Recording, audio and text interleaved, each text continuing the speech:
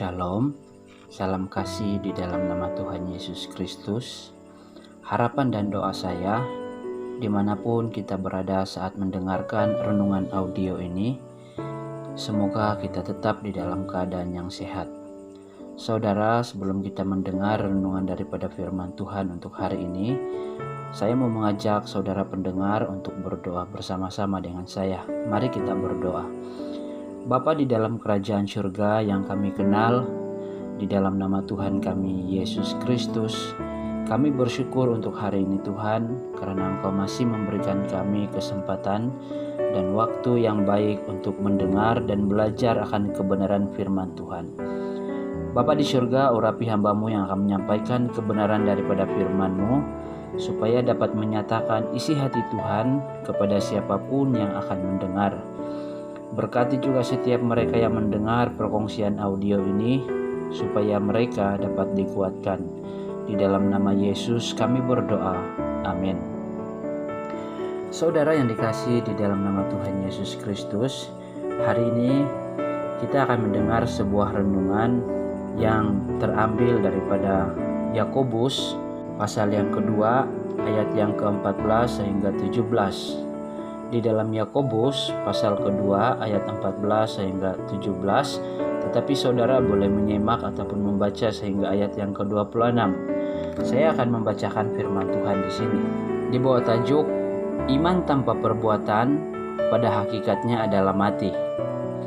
Apakah gunanya, saudara-saudaraku, jika seorang mengatakan bahwa ia mempunyai iman, padahal ia tidak mempunyai perbuatan? Dapatkah iman itu menyelamatkan dia?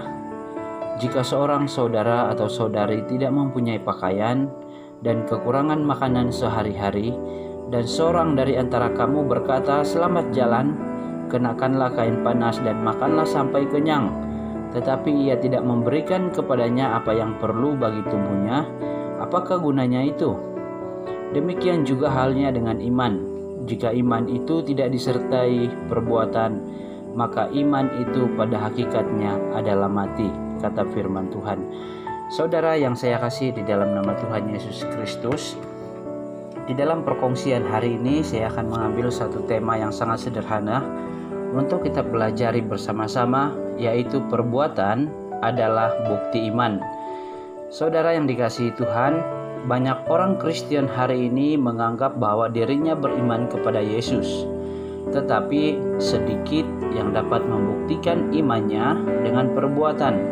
Inilah yang dimaksudkan oleh Yakobus apabila dia mengatakan iman tanpa perbuatan pada hakikatnya adalah mati.